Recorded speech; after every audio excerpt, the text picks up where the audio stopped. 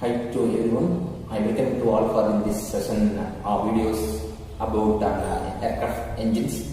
Myself N. Venkatesh, working as an assistant professor in SMS College of Technology, Coimbatore, Tamil Nadu, India. Basically, the engines are used in automobiles and aircrafts and something vehicles.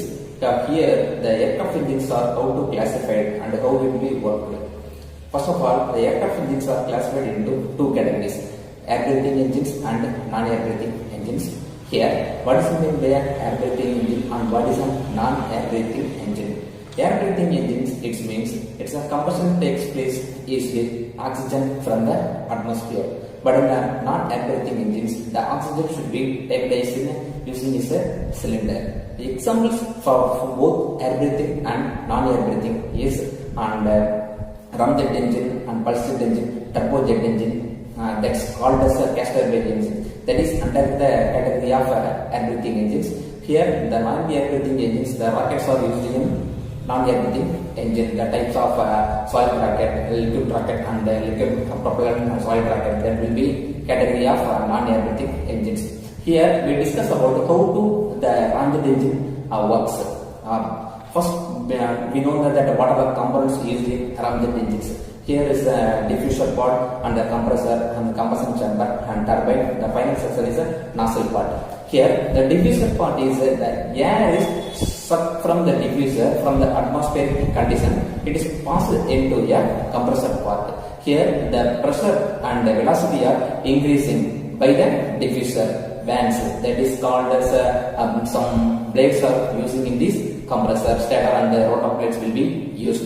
Here, the air and the fuel mixture is passed through the combustion chamber from the compressor. Here, the combustion chamber, the fuel air mixture is mixing and the spark will be produced in the combustion chamber. In some type of engines, that will be used the bypass ratio for increase thrust augmentation and the thrust method. Here, the next, after the combustion chamber part, the pressure and velocity goes to the turbine. It will be produced a mechanical work from the shaft rotation. Finally, this part is converted into the nozzle section. Here in the nozzle section, the velocity and pressure will be increasing. This is formation of thrust produced from the aircraft engines.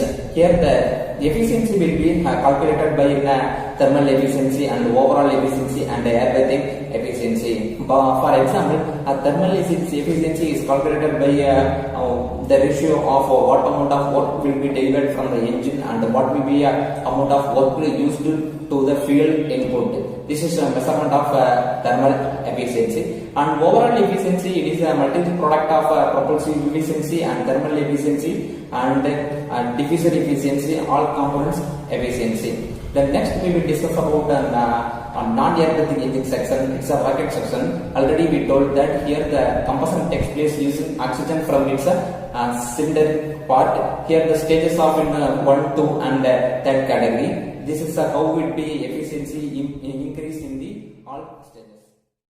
This is working of a gas turbine engine, and then what is the main difference between the gas turbine engine, that's called turbojet engine and pulse jet engine and scramjet engine. Here the pulse jet engine and the ramjet engine does not have a compressor. The part only is used in diffuser and combustion chamber and work goes to the turbine and finally it goes to the nozzle for increasing